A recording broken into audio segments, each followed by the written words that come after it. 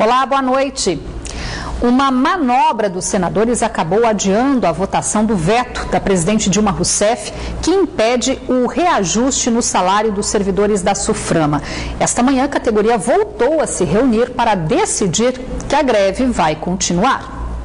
A greve já dura 43 dias. O número de carretas paradas já chega a 950. E toda esta carga é avaliada em 185 milhões de reais, segundo o Sindicato das Empresas de Transporte de Carga Aérea e Rodoviária.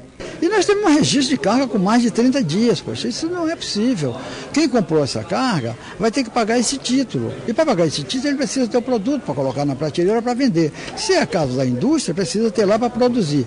E se as transportadoras acumulam prejuízos que chegam a R$ 1.200 dia por carreta parada, imagina a indústria e o comércio, que precisam dos produtos que estão nos caminhões, sem contar com o próprio governo, que deixa de arrecadar. O governo federal é que trata a Zona Franca e a Amazônia Ocidental com descaso. A nossa reestruturação custa 32 milhões ao ano.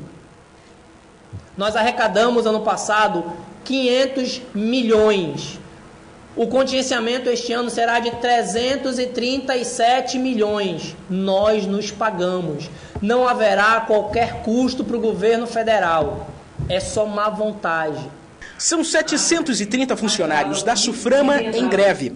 Eles querem a reestruturação do salário nível médio de R$ 1.439 para R$ 4.600, nível superior de R$ 2.986 para R$ 8.000. A mobilização dos servidores da SUFRAMA poderia ter tomado outro rumo na quarta-feira. Porém, o Congresso Nacional resolveu adiar para o próximo dia 14 de julho a votação do veto presidencial que impede o reajuste salarial dos servidores da autarquia. São necessários 41 votos de senadores e 257 votos de deputados federais para que o veto presidencial seja derrubado. Enquanto a pauta não entra em votação, a greve continua. O presidente do Sindicato dos Servidores da SUFRAMA formou uma comissão que visitou 4 grandes redes de supermercados, atacadista e varejista, para comprovar que o comércio da cidade não sofre com o desabastecimento. Ele ainda rebateu as críticas do presidente da Câmara dos Dirigentes e Lojistas de Manaus, que disse no início desta semana ao Band Cidade que muitos produtos estavam escassos no comércio e que muitos empresários estavam viajando para trazer os produtos na bagagem pessoal. Se ele me disser quais são as empresas, e outra, empresário está gastando, nós estamos em férias escolares, a passagem está por trecho R$ 1.600 mais ou menos, eu sei porque a gente foi para Brasília agora. Ele está gastando R$ 3.000 para trazer uma sacola de frango. É brincar com a inteligência da população e dos servidores da SUFRAMA. Conversei com o Ralph Essayag, conversei com ele no dia que o senador Aécio estava aqui. Eu falei, se você tem esses casos, traz o conhecimento do sindicato, que a gente vai ver caso a caso. De acordo com a lei de greve, apenas itens da cesta básica, remédios e equipamento hospitalar estão sendo liberados pela SUFRAMA. Deputados dos 9 estados que compõem a Amazônia Legal estão reunidos em Manaus para participar da primeira reunião do novo Parlamento Amazônico, definido recentemente. O encontro termina amanhã na Assembleia Legislativa do Estado. O evento reúne deputados estaduais dos 9 estados que compõem a Amazônia Legal brasileira. As atividades visam encontrar soluções para problemas vivenciados na Amazônia, aliando desenvolvimento sustentável e crescimento econômico. São discutidos temas como demarcação de terras indígenas, insumos agrominerais, liberação 24 horas da BR-174 no trecho da reserva indígena Waimiri-Atroari, Leão de Tucuruí, além da atual situação da Superintendência da Zona Franca de Manaus, a SUFRAMA. Eu vejo que a demarcação em terras indígenas, a exploração mineral em terra indígena, é um tema que interessa a maioria dos estados, porque a Amazônia ela possui a maior população indígena do Brasil. E esse debate não é travado nas Assembleias Legislativas Estaduais. Eu sei que é prerrogativa do Congresso Nacional, mas o debate que se trava no que diz respeito à educação, à qualidade de vida dos quilombolas, dos indígenas, passa efetivamente pelas casas legislativas estaduais. Os parlamentares representam a mesa diretora e o Conselho Fiscal do Parlamento Amazônico. Esse é o primeiro encontro oficial da nova composição do Parlamento Amazônico, eleita para o biênio 2015-2016. Sabemos que temos pautas em comum e também existem pautas específicas de cada estado. Mas acredito que é uma forma de discutir, e é o que eu vou defender, cooperação técnica, científica, educação, saúde, ou seja, medidas que possam realmente melhorar a vida das pessoas que vivem na Amazônia Legal. A Amazônia é tida hoje como o pulmão do mundo, mas eu digo mais que não pulmão do mundo, pois nós sabemos que não é ela que sustenta o nosso planeta na questão do oxigênio, mas sim a biodiversidade. Então a Amazônia tem essa característica, mas hoje ela paga um preço muito grande. Então nós poderíamos ter aí um grande desenvolvimento econômico também, gerar renda para a população desses estados impactados. As reuniões que acontecem hoje e amanhã têm como objetivo definir o calendário de atividades do grupo. Um homem de 22 anos foi morto a tiros na tarde desta quinta-feira na kitnet onde morava, no bairro Gilberto Mestrinho, zona norte de Manaus. De acordo com informações da Polícia Militar, a vítima estava na rua quando foi abordada por homens ainda não identificados que chegaram em 3 motos. Ele ainda tentou fugir para dentro do quarto, mas acabou baleado. De acordo com testemunhas, a vítima tinha envolvimento com o tráfico de drogas. Um homem de 24 anos, acusado de um homicídio ocorrido em 2012, foi preso na capital. Ele foi identificado pela polícia após trocar mensagens de celular com um preso. Franklin de Souza Neres, de 24 anos, que tinha um mandado de prisão em aberto desde o meio do ano passado, foi preso em casa no bairro Tarumã, zona oeste de Manaus.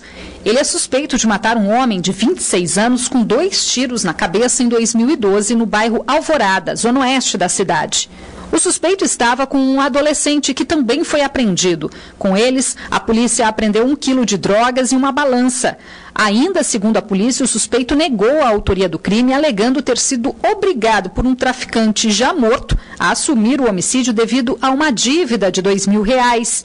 O Moisés, então, matou o Fabiano com 2 tiros, né? Segundo o Sonic relata, o Moisés matou o Fabiano, tá certo? E o Sonic assumiu a bronca, tá? Na delegacia de homicídios, pelo que foi expedido o mandado de prisão. Agora, tem nos autos testemunhas que dizem que foi o Sonic que desceu da garupa da moto, que deu 2 tiros e efetivamente só vai ficar provado no curso da instrução processual. Além do indiciamento por homicídio qualificado, ele foi autuado por tráfico de drogas, associação para o crime e corrupção de menores. Uma interna que estava no isolamento da penitenciária feminina de Manaus foi encontrada morta na tarde desta quinta-feira. Adriane Moreira da Silva cumpria a pena por roubo no Centro de Detenção Provisória Feminino, mas estava na penitenciária apenas para cumprir o castigo, segundo a Secretaria de Estado de Administração Penitenciária, que vai abrir sindicância para apurar o caso. Um feto de aproximadamente 5 meses foi encontrado na manhã de hoje enrolado em um saco plástico dentro de uma caixa de sapatos em uma área verde do conjunto Campos Elíseos, no bairro Planalto, zona oeste de Manaus.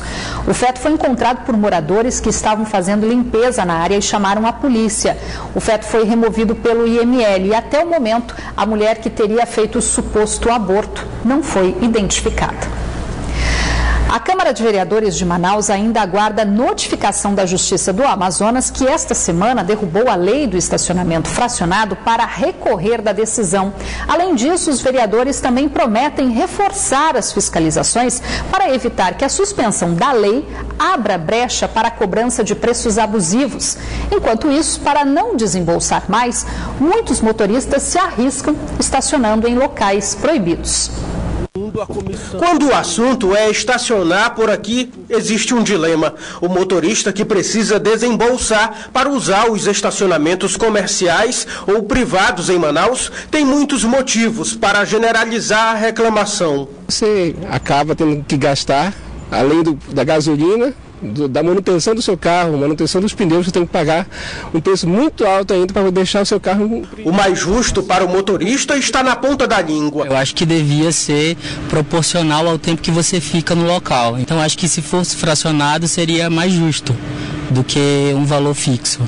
Nos shoppings e no aeroporto, por exemplo, a tolerância é de 30 minutos. Mas para muitos significa correria. E como diz o ditado, tempo é dinheiro. Tem 5 minutinhos para sair, tá? Deixa para o próximo, obrigado.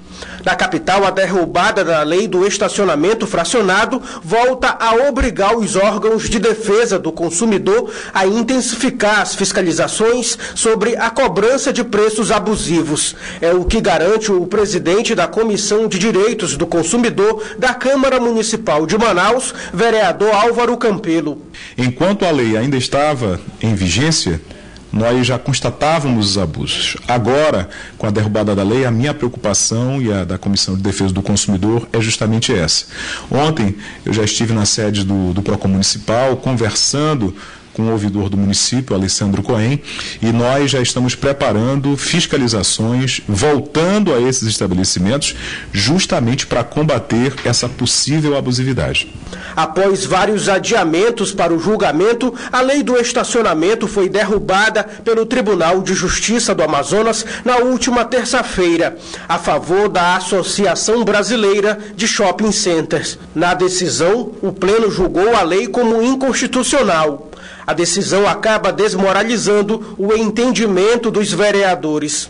Para o Legislativo Municipal, a derrubada da lei do estacionamento fracionado aqui na capital significa uma derrota para a sociedade. A Procuradoria da Câmara de Vereadores ainda não foi notificada, mas tem expectativas para reverter a decisão judicial. Só resta apelar à mais alta instância. Mas assim que a gente ter o teor da decisão, a gente vai preparar um desembargo de declaração e, posteriormente a isso, o recurso extraordinário. E também poderemos entrar com uma medida cautelar para que a lei do estacionamento fracionado ela continue em vigor até a decisão final do Supremo Tribunal Federal. Existe alguma expectativa para derrubar essa decisão? Sim, porque a gente entende que a lei trata-se sobre direito do consumidor e não direito civil. Vamos imaginar que o preço da hora do estacionamento seja R$ 8,00. R$ 8,00, isso quer dizer que a cada 15 minutos a pessoa pagaria R$ 2,00 para efeito de consumo. Não é de hoje que usar estacionamentos privados pesa no bolso. Na capital, funcionários do aeroporto Eduardo Gomes estão revoltados com a condição de terem que pagar o estacionamento para trabalhar. A regra vale para carros e motos e, segundo os funcionários ouvidos pela reportagem, o valor é de R$ 90 por mês. O Sindicato dos Aeroviários, a Comissão de Direitos do Consumidor da Câmara Municipal e representantes da Infraero tentam entrar num acordo para garantir a gratuidade ou um desconto. Enquanto isso, funcionários reclamam do que consideram um absurdo. Eu tenho moto. Tem moto? Pago R$ 90 por mês, ele sai equivalente a R$ 3 a diária. A gente não deveria pagar, né? Que funcionário mais paga. No aeroporto, alguns motoristas preferem se arriscar parando nos locais proibidos para não pagar o estacionamento. Segundo esse taxista, o problema se agrava com a ausência da fiscalização. Muito comum. O pessoal, a maior parte do pessoal funcionando aqui, ó. Nessa área todinha aqui fica cheio de carro particular que não querem entrar para poder pagar o estacionamento. No estacionamento do aeroporto, segundo a assessoria de imprensa, não falta espaço, mas muitos motoristas também preferem adotar a ignorância, estacionando nas vagas reservadas para idosos e pessoas com deficiência, para não ter que procurar vagas do outro lado. A arrecadação de ICMS no Amazonas caiu pouco mais de 8%, segundo o balanço divulgado esta tarde pela Secretaria de Fazenda do Estado. Ainda de acordo com a Cefaz, o desempenho negativo pode ter sido influenciado pela greve dos servidores da SUFRAMA. A atividade industrial foi a principal responsável pela queda na arrecadação do ICMS no Amazonas. O faturamento do polo eletroeletrônico, que é um dos mais relevantes do Distrito Industrial de Manaus, foi o que menos arrecadou nos primeiros 6 meses de 2015. O polo de 2 rodas também contribuiu para um resultado negativo. De acordo com a Secretaria Estadual de Fazenda, Cefaz, a queda foi de pouco mais de 8%, o que representa em número real 258 milhões de reais que deixaram de entrar na economia do estado. Segundo o secretário, o resultado negativo teve influência direta da greve dos servidores da Suframa. Ele afirma ainda que, apesar da queda na arrecadação, o Amazonas está entre os 5 estados do país com orçamento enxuto. Isso significa que o estado está atendendo à lei de responsabilidade fiscal. Nesse instante, nós temos algo em torno de 200 mil notas represadas, precisando passar por processos de desembaraço.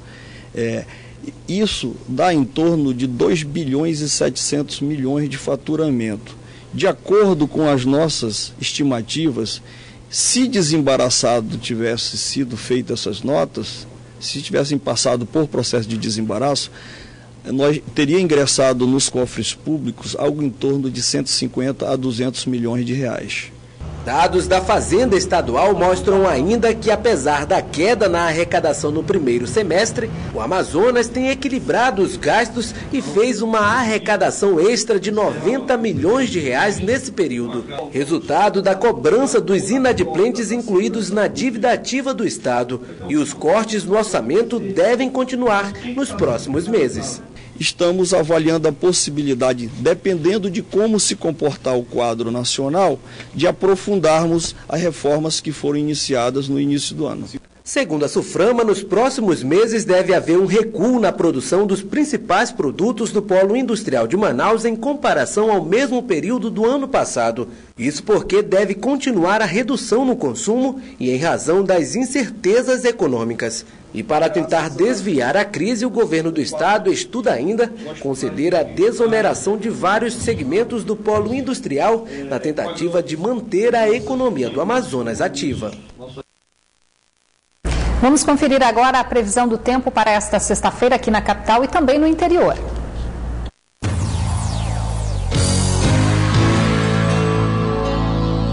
Em Manacapuru, a previsão é de sol e poucas nuvens. As temperaturas variam entre 27 e 30 graus. Já em Manaquiri, o tempo fica parcialmente nublado com previsão de chuva fraca. Mínima de 24 e a máxima chega aos 32 graus. Em Manaus, a sexta-feira terá sol entre nuvens, também com chance de chuva. As temperaturas variam entre 25 e 31 graus.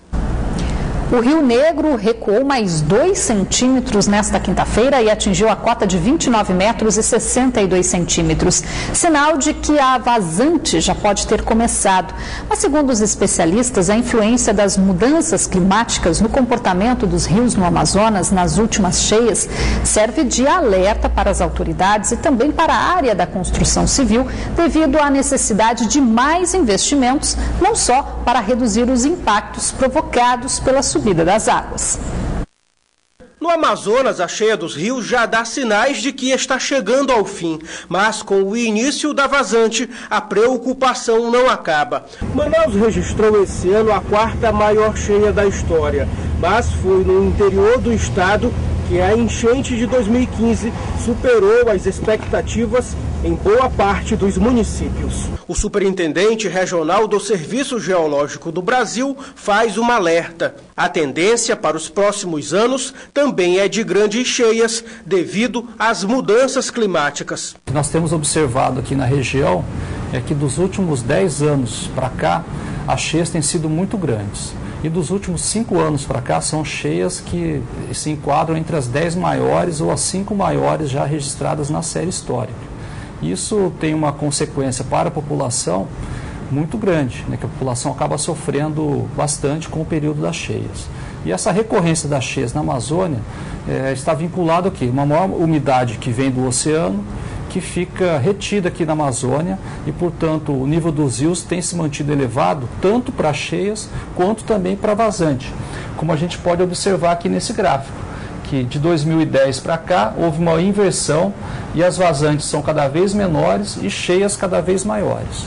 De acordo com a Defesa Civil Estadual, aproximadamente 500 mil pessoas foram afetadas pelas enchentes esse ano no estado, em 52 municípios, incluindo a capital. 49 cidades tiveram a situação de emergência homologada. Em 2 municípios, Boca do Acre e Anamã, foi reconhecido o estado de calamidade pública e em 4, a situação de alerta. Marco Antônio Oliveira aponta soluções que devem ser adotadas para se adaptar às mudanças, inclusive na capital. Precisa realmente adaptar tanto as comunidades ribeirinhas quanto as cidades que ficam na planície de inundação do rio Amazonas ou do próprio Rio Negro, para que eles enfrentem essas cheias cada vez maiores. Então, casas mais elevadas ou casas flutuantes, principalmente os equipamentos públicos, escolas, delegacias, prefeituras, todos esses equipamentos públicos também devem ser adaptados para essas cheias cada vez mais recorrentes, principalmente os hospitais, que quando chega a cheia, ninguém deixa de ficar doente. Então, portanto, os hospitais devem também ser elevados para adaptar as cheias. E na capital? Aqui em Manaus, eu acho que para o plano diretor da cidade, você restringir a ocupação na cota 30. A cota 30 significa o quê? É a cheia máxima aqui do Rio Negro. Então, se essa cheia máxima for atingida ou ficar próximo dela, parte das palafitas, ruas no centro da cidade vão ser afetadas. E, portanto, essa ocupação de moradias, equipamentos públicos, ruas abaixo da cota 30 devem ser minimizadas. Em países desenvolvidos como a Holanda, há muitos anos, as residências aquáticas entraram em plena moda. Para os habitantes de várias partes do país holandês, conviver com a água não é problema, diante do aumento do nível do mar e da precipitação fluvial resultantes do aquecimento global. Para esse arquiteto e urbanista, a diferença socioeconômica não impede que políticas como essas se tornem viáveis por aqui. É uma solução cara, é uma solução que você precisa ter ali a importância da manutenção, a importância de uma estação de tratamento funcionando, tratamento de esgoto. E você vê essas soluções acontecendo aonde? Em áreas de alto poder aquisitivo. Para esse historiador, apesar das casas flutuantes fazerem parte do cenário amazônico, uma experiência marcante que teve seu auge na década de 60 foi por água abaixo anos depois. Em 1965, o então governador do Amazonas, Arthur Reis, pôs um fim na cidade flutuante, na orla de Manaus, onde funcionava de tudo e que teria sido criada a partir das enchentes. É que a partir desse momento, essas populações começam a ocupar outras áreas em torno da cidade que até então não estavam tão ocupadas.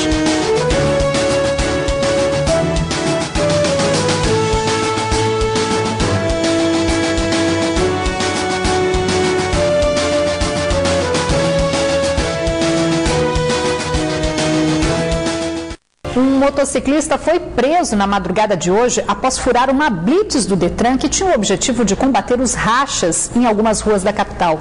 Dezenas de veículos com documentação irregular também foram apreendidos durante a operação.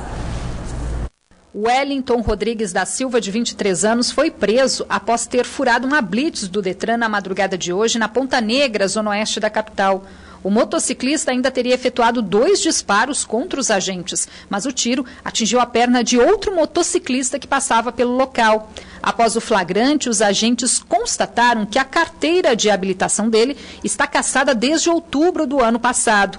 O caso foi registrado no 19º Distrito Integrado de Polícia. Todas as pessoas que foram pegas ontem fazendo racha terão a carteira cassada, de acordo com a lei, e também irão responder a um processo criminal, porque agora o racha ele é crime. Na operação, cerca de 82 veículos também foram apreendidos, 74 motos e 8 carros. Ainda de acordo com o diretor-presidente do Detran, praticar racha é crime. A pena pode chegar a 10 anos de prisão e a multa até R$20 mil. A pessoa que faz pega, ele pode matar ou pode morrer. Então ele poderia ali ter atropelado uma pessoa que está fazendo sua caminhada, um ciclista, uma pessoa que está fazendo a sua corrida. Então a gente sempre pede que as pessoas tenham atenção.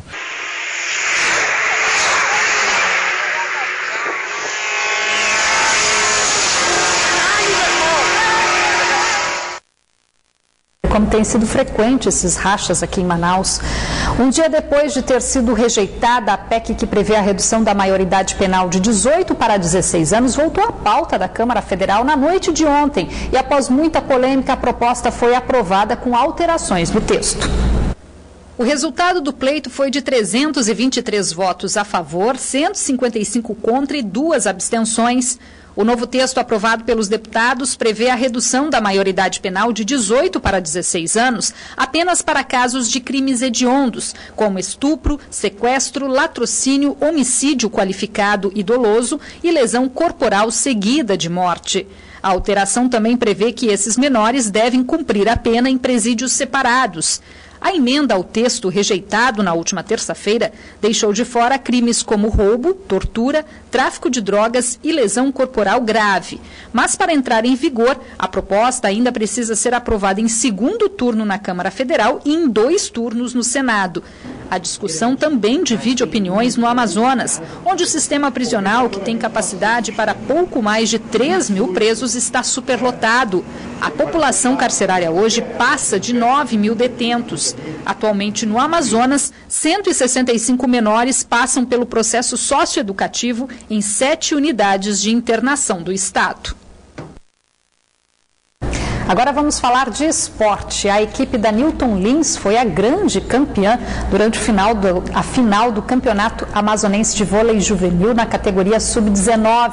A partida foi disputada na noite de ontem no ginásio René Monteiro, aqui na capital. Newton Lins e o Colégio Brasileiro chegaram na grande final com os melhores aproveitamentos do Campeonato Amazonense de Vôlei na categoria Sub-19, que nessa edição recebeu o nome de Campeonato José Guedes. A trajetória dos 2 times na competição não foi fácil. Uma maratona de jogos que fizeram desses jovens grandes potências do esporte. Em quadra, as 2 equipes estavam focadas e o resultado foi uma brilhante partida. Batida de lá, batida de cá. Foi assim que Newton Lins e Colégio Brasileiro fizeram a final do Campeonato Juvenil. O jogo estava tão equilibrado que ninguém conseguia fechar o ponto. No final, quem levou a melhor foi o time da Newton Lins, que venceu a partida por 3-2 e se consagrou campeão do torneio. O Segurar é uma equipe que está treinando junto há bastante tempo, já tem uma rodagem bastante grande também dentro de competições, já foi para um nacional agora, voltou vice-campeão de lá, então nós podemos até tirar essa equipe como base para uma tal Sub-23.